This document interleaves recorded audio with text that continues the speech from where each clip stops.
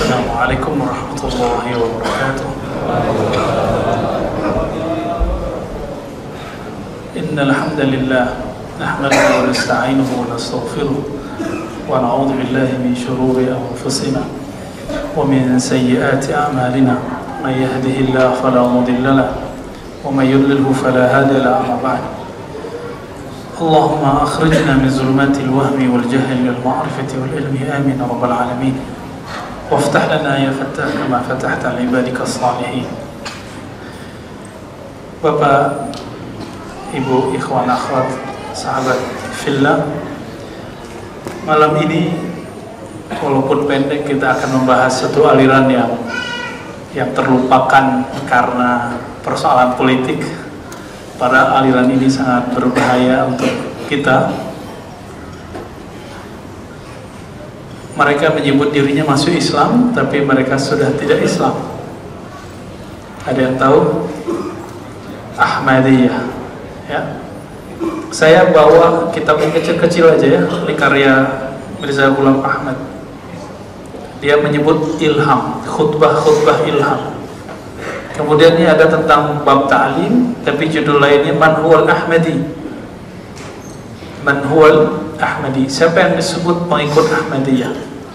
Di sini ada, nanti kita eksplor beberapa kalimat penting karena tidak mungkin disebutkan semua. Kita sebutkan kira-kira mana yang urgent saja ya.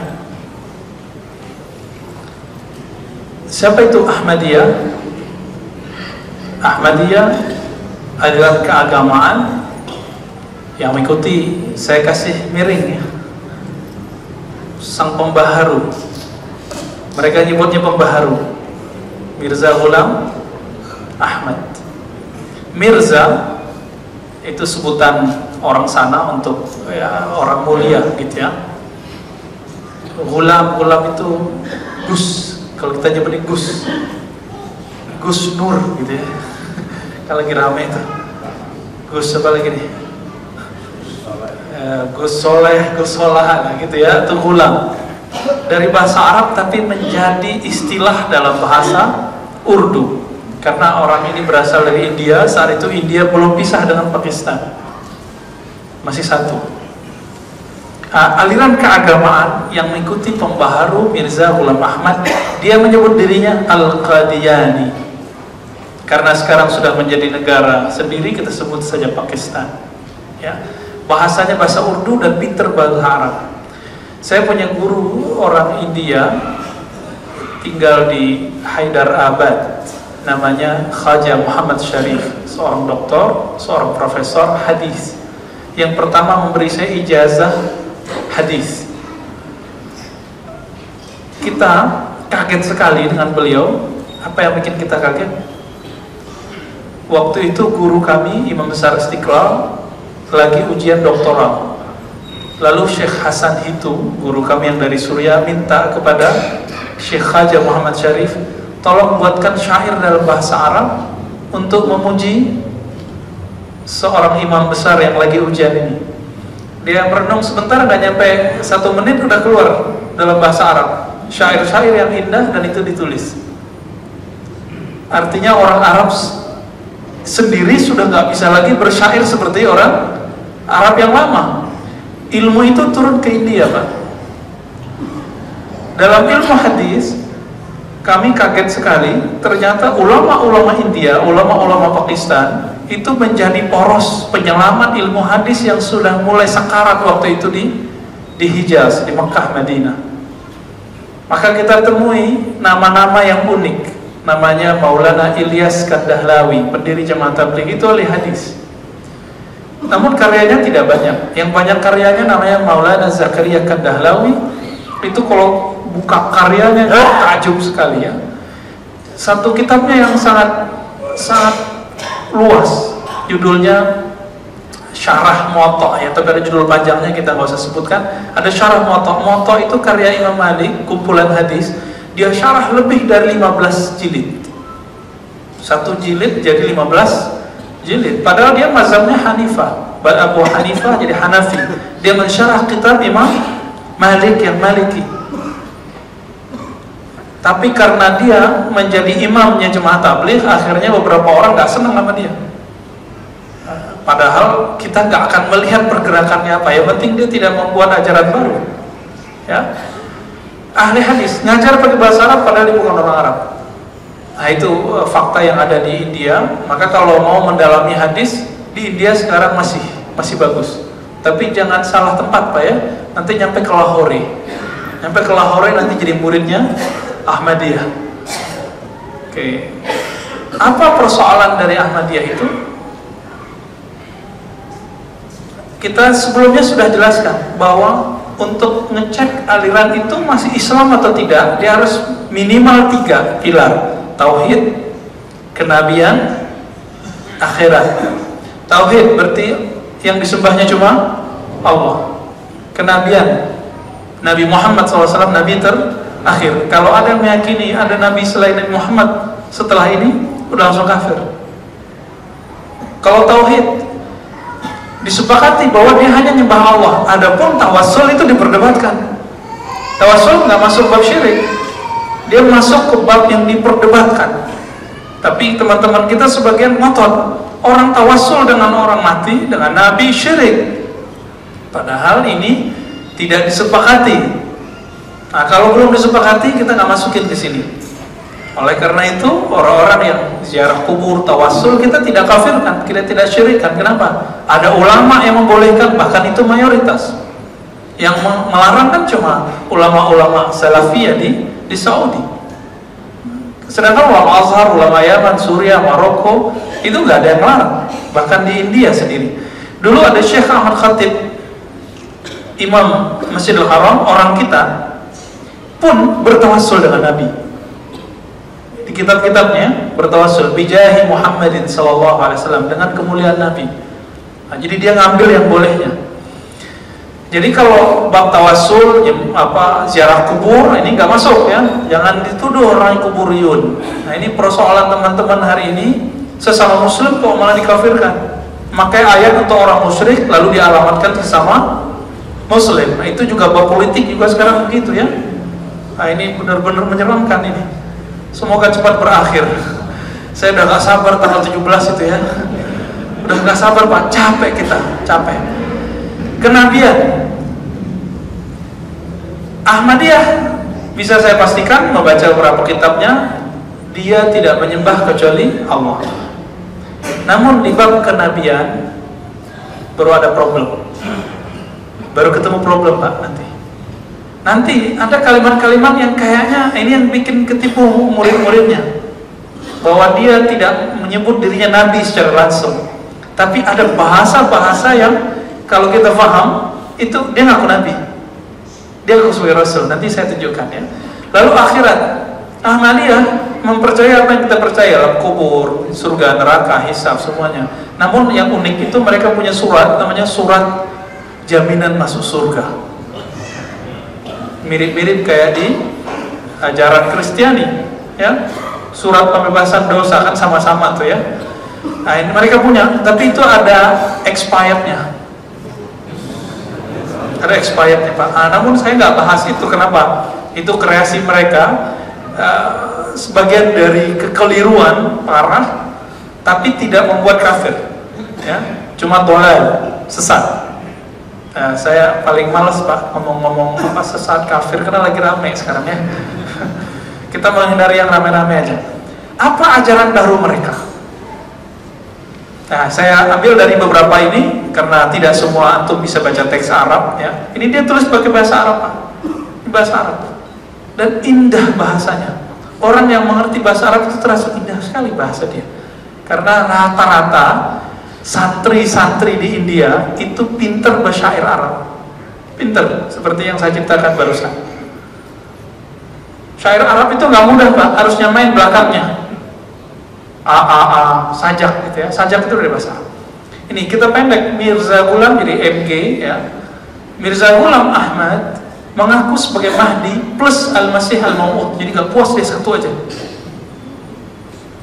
Dulu ada Al-Imam As-Sanusi, gerakan Sanusiyah di daerah Libya atau Tunis ya, mengaku sebagai Al-Mahdi, tapi nggak ngaku sebagai Al-Masih Al-Maud. Apa arti Al-Masih Al-Maud? Isa, sebagai Isa yang dijanjikan. Jadi Al-Masih Al-Maud itu bagi dia itu dirinya. Nah, coba lihat teks Arabnya. Saya bantu baca Arabnya. Fa'ana dzalikan nur, ya. Itu ada fa'ana, akulah nur itu. Nah, dia lagi bicara tentang kegelapan umat sebelum ini. Wal mujaddid al-ma'mur, pembaharu yang makmur. Wal abdul mansur, hamba yang ditolong oleh Allah. Wal mahdil ma'hud, al-mahdi yang dijanjikan. Dan yang terakhir, bahkan dia sendiri mengatakan Al-Masih Al-Maud. Ini ketinggalan akunya ya di sini, tapi udah ada di depan. Akulah.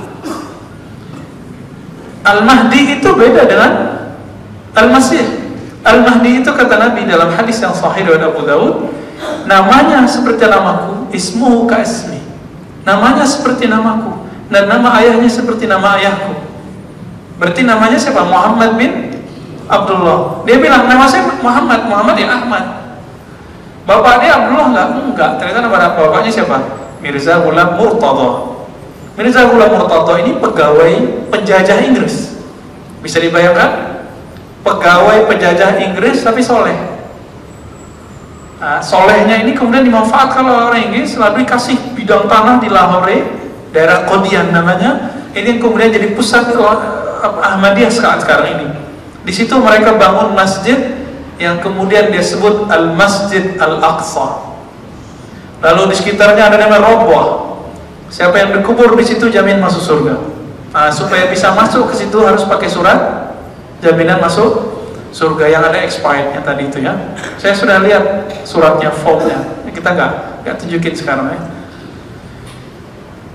Dia juga ngomong apa? Di kitab yang sama, masih kitab yang ini. Ya ayuhan nas, wahai sekalian manusia, sesungguhnya aku ini adalah Masih Al-Muhammadi. Akulah Al-Masih Al-Muhammadi. Apalagi itu Masih Muhammadi? Nabi Isa itu Masih Israeli. Nabi Isa Al-Masih tapi dari Bani Israel. Saya Al-Masih Al-Muhammadi. Lebih keren saya kita maksudnya ya. Kata siapa? Mirza Ghulam Ahmad. Lalu dia katakan apa? Inni ana Ahmad Al-Mahdi. Gak puas dia sebagai Al-Masih, dia tambahkan lagi akulah Al-Mahdi. Ternyata dia pakai satu hadis. Hadis itu riwayat Imam Ibnu Majah, tapi pas saya cek ternyata hadisnya keputus dua orang. La Mahdi illa Isa. Tidaklah Mahdi itu kecuali Nabi Isa. Hadisnya maudhu. Ya, hadisnya nggak sahih. Dia pakai hadis itu. Nah, ini kan banyak sekarang. Mohon maaf, level keilmuannya sudah di atas rata-rata Pak, tapi dalam ilmu hadis ternyata masih kurang. Saya baca di sini, dia ternyata khatam Sahih Bukhari. Bayangkan, orang ngaku jadi nabi, jadi imamnya orang-orang yang menyimpang itu khatam Sahih Bukhari. Sekarang ustadz-ustadz yang ngaku sebagai pembawa ajaran hadis, ajaran sunnah, tapi nggak baca Sahih Bukhari. Kalah sama Mirza Ghulam Ahmad. Ya. Coba lihat dia ngomong begitu ya. Akulah Al-Masih Al-Muhammadi. Dan di kitab ini dia mengatakan Al-Masih Muhammadi lebih mulia dari Al-Masih Israeli. Berarti dia mengatakan saya lebih mulia dari Isa. Kalau ada orang meratakan saya lebih mulia dari Nabi, itu Nabi bukan? Ngaku Nabi bukan? Ngaku Nabi. Walaupun gak ngaku Nabi, tapi dia merasa lebih mulia dari Nabi Isa. Ada seorang imam, seorang imam sufi yang dituduh dan dipakai kalimatnya oleh dia, mengaku bahwa diri wali itu lebih tinggi dari Nabi. Ternyata saya cek judul kitabnya Fususul Hikam.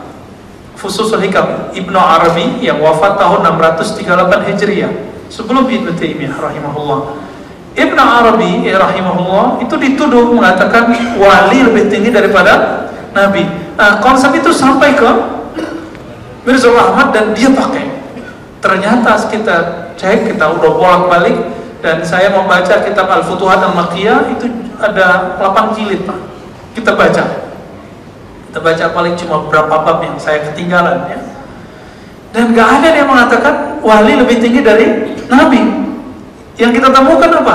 Dalam dua kitab dia, Futuhat Makkiyah, kitab yang ditulis di Mekah, kemudian Fususul Hikam. Apa yang dia katakan? Setinggi-tinggi para wali itu baru di bawahnya para nabi. Gitu dia katakan. Dan tidak ada seorang wali pun mengikuti seorang nabi. Saya ingin mengklarifikasi ini, bahwa banyak orang menuduhkan ini kepada Ibnu Arabi As-Sufi. Ternyata dia imam ahli hadis juga, cuma nggak terkenal sebagai ahli hadis. Apalagi kata-kata dia ini, teksnya panjang, saya kasih terjemahnya aja, halaman 5 ya.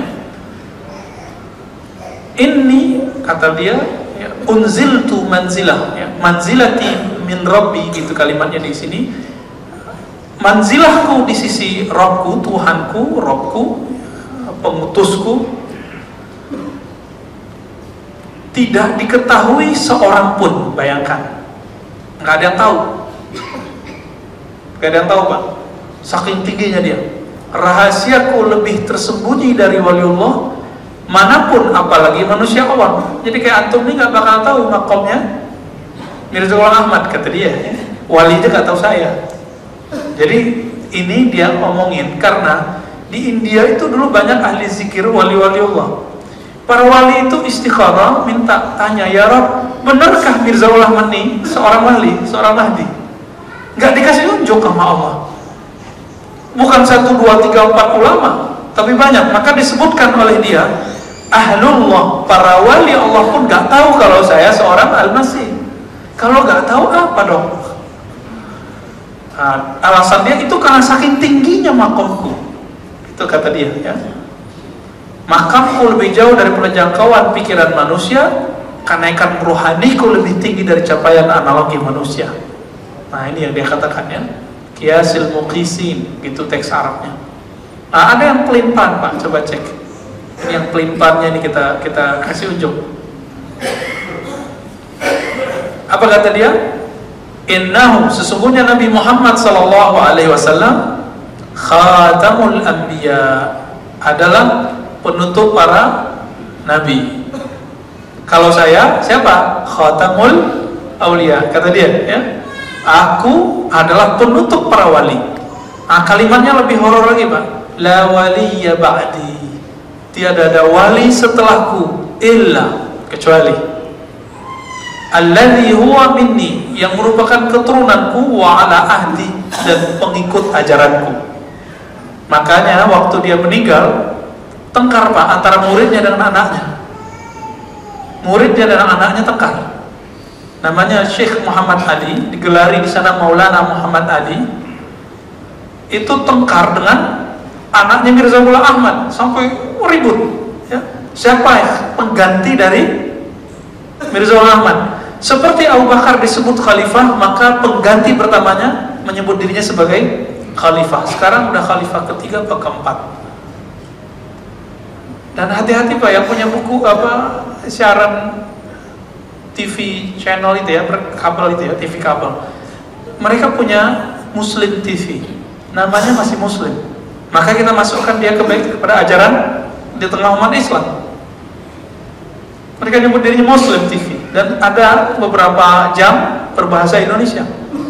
Dulu wartawan mereka itu datang dari Thailand. Jadi di Thailand mereka punya stasiun pemancar, itu datang ke pesantren kami, Ma'had Darus Sunnah. Ingin tahu pendapat Imam Besar Istiqlal, dan tahu sendiri Imam Besar Istiqlal mengatakan Ahmadiyah bukan Islam. Ahmadiyah itu agama sendiri.